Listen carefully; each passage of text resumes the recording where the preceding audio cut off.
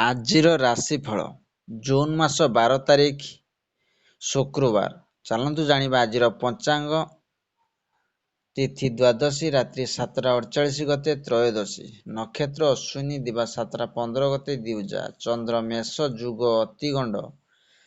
ଆଜିର ସୂର୍ଯ୍ୟ ଉଦୟ ସମୟ 5:12, ସୂର୍ଯ୍ୟାସ୍ତ ସନ୍ଧ୍ୟା 6:23। ବିଛା ଧନୁ ମୀନ ରାଶିର ଘାତ ବାର।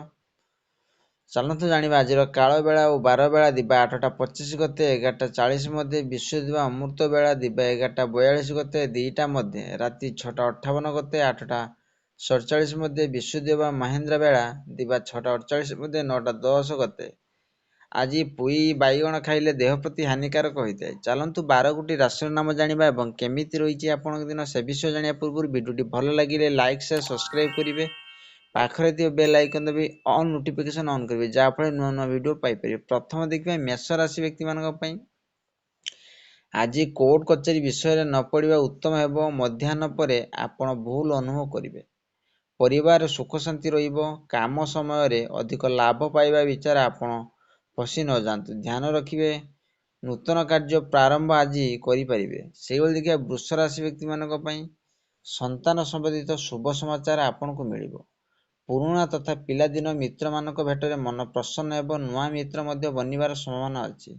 ବ୍ୟବସାୟୀ ଆର୍ଥିକ ରୂପରେ ଲାଭ ହେବ। ମଧ୍ୟାହ୍ନ ପରେ ଭାବିଚିନ୍ତି କାର୍ଯ୍ୟ କଲେ ଶୁଭ ଫଳ ପାଇବେ। ସେଇଭଳି ଦେଖିବା ମିଥୁନ ରାଶି ବ୍ୟକ୍ତିମାନଙ୍କ ପାଇଁ ଆଜିର ଦିନ ଲାଭଦାୟୀ ଅଟେ। ବ୍ୟବସାୟୀ କ୍ଷେତ୍ରରେ ଅଧିକାରୀଗଣଙ୍କର କୃପା ଦୃଷ୍ଟି ଆପଣଙ୍କ ପ୍ରଗତିର ମାର୍ଗ ଖୋଲିବ। ବ୍ୟାପାରରେ ଆୟ ବଢ଼ିବାର ସମ୍ଭାବନା ଅଛି। ପିତା ଏବଂ ବଡ଼ଙ୍କର ଆଶୀର୍ବାଦ ଲାଭ ହେବ। ମଧ୍ୟାହ୍ନ ପରେ ମିତ୍ରମାନଙ୍କ ଠାରୁ ସାହାଯ୍ୟ ମିଳିପାରେ। କୌଣସି ସାମାଜିକ କାର୍ଯ୍ୟରେ ଯୋଗ ଦେବାକୁ ପଡ଼ିପାରେ। ସେଇଭଳି ଦେଖିବା କର୍କଟ ରାଶି ବ୍ୟକ୍ତିମାନଙ୍କ ପାଇଁ ଆଜି ଅଧିକାରୀଗଣ ଆପଣଙ୍କ କାର୍ଯ୍ୟରେ ସନ୍ତୋଷ ଅନୁଭବ କରିବେ। ଆର୍ଥିକ ଦୃଷ୍ଟିରୁ ଲାଭ ହେବେ। ବାଣୀ ଏବଂ ବ୍ୟବହାରରେ ନିୟନ୍ତ୍ରଣ ରଖିବା ଉଚିତ। ବ୍ୟାପାରରେ ବିଘ୍ନ ଆସିପାରେ, ଆଶଙ୍କା ଅଛି। ମଧ୍ୟାହ୍ନ ପରେ ବ୍ୟବସାୟିକ କ୍ଷେତ୍ରରେ ଆପଣଙ୍କ ପାଇଁ ପରିସ୍ଥିତି ଅନୁକୂଳ ରହିବ। ସେଇଭଳି ଦେଖିବା ସିଂହ ରାଶି ବ୍ୟକ୍ତିମାନଙ୍କ ପାଇଁ ଆଜି କ୍ରୋଧ ଏବଂ ବାଣୀ ଉପରେ ନିୟନ୍ତ୍ରଣ ରଖନ୍ତୁ। ସ୍ୱାସ୍ଥ୍ୟରେ ଧ୍ୟାନ ରଖିବେ। ସରକାରୀ ବିରୋଧୀ ଦୂରରେ ରୁହନ୍ତୁ। ପରିଜନମାନଙ୍କ ସହିତ କଳହ ପ୍ରସଙ୍ଗ ବନିପାରେ। ଇଷ୍ଟ ଦେବତାଙ୍କର ଧ୍ୟାନର ସମସ୍ୟାଗୁଡ଼ିକର ନିବାରଣ ହେବ। ଉଚ୍ଚ ଅଧିକାରୀମାନଙ୍କ ସହିତ ବାଦ ବିବାଦ ପଡ଼ନ୍ତୁ ନାହିଁ। ସେଇଭଳି ଦେଖିବା କନ୍ୟା ରାଶି ବ୍ୟକ୍ତିମାନଙ୍କ ପାଇଁ ଆଜି ଆକସ୍ମିକ ଅର୍ଥ ଖର୍ଚ୍ଚ ହୋଇପାରେ। ସକାଳେ ହିଁ ମିତ୍ରମାନଙ୍କ ସହିତ ବୁଲିବାକୁ, ଖାଇବା ପିଇବା ଏବଂ ମନୋରଞ୍ଜନରେ ଦିନ ବିତିବ। ଭାଗୀଦାରୀ ସହିତ ସମ୍ବନ୍ଧ ଭଲ ରହିବ, ପରନ୍ତୁ ମଧ୍ୟାହ୍ନ ପରେ ଆପଣଙ୍କୁ ପ୍ରତିକୂଳ ସାମ୍ନା କରିବାକୁ ପଡ଼ିପାରେ। ସ୍ୱାସ୍ଥ୍ୟ ଧ୍ୟାନ ରଖିବେ।